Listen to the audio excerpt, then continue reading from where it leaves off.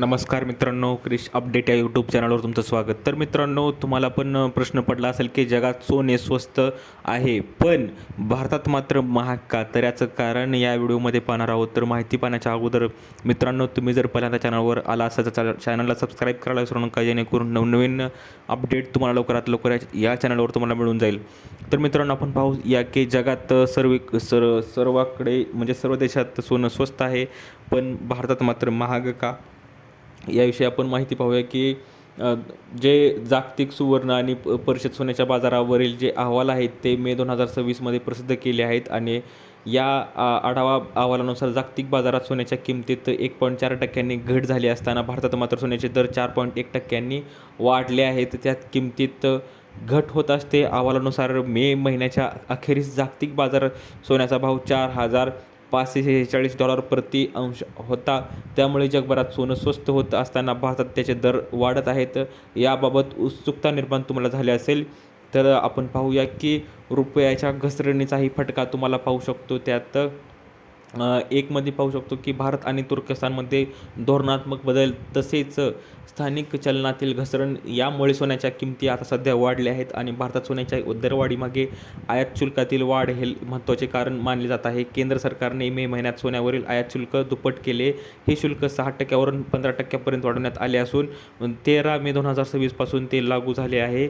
आयात शुल्क वाढल्यामुळे परदेशातून येणारे सोने सराफा व्यावसायिकांना महाग पडू लागले आहे आणि त्याचा थेट परिणाम देशांतर्गत किमतीवर झालेला आहे. तर केंद्र सरकारने, मोदी सरकारने त्यावर टॅक्स वाढवलेला आहे, 15% टॅक्स आहे. आणि रुपयाच्या घसरणीचाही फटका सध्या होत आहे.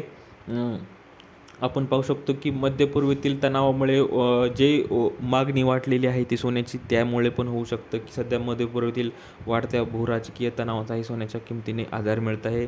या प्रदेशातील संघर्षामुळे गुंतवणूकदार सुरक्षित गुंतवणुकीच्या पर्यायाकडे वळत आहे. सोन्याकडे पारंपरिक सुरक्षित गुंतवणूक म्हणून पाहिले जात असल्याने त्याची मागणी वाढली आहे. भारत हा जगातील सर्वात मोठ्या सोन्याच्या ग्राहकांपैकी एक देश असल्याने त्याचा परिणाम भारतीय बाजारांवरही झालेला आहे.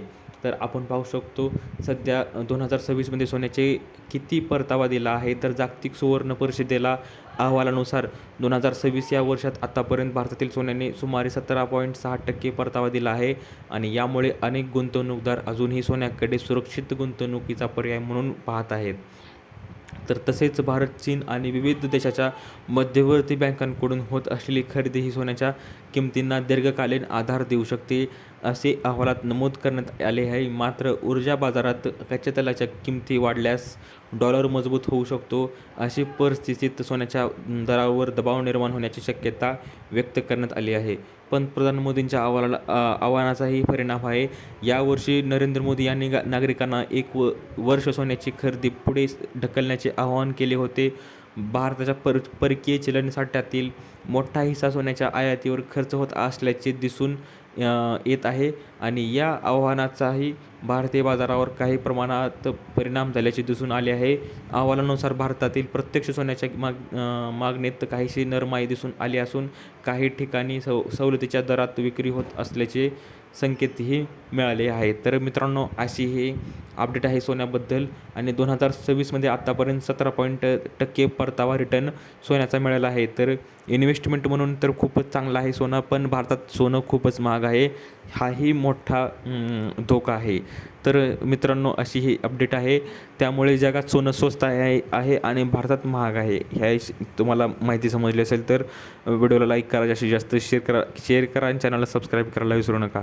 तर भेटूया पुढच्या व्हिडिओमध्ये अशीच एक अपडेट घेऊन. तोपर्यंत धन्यवाद.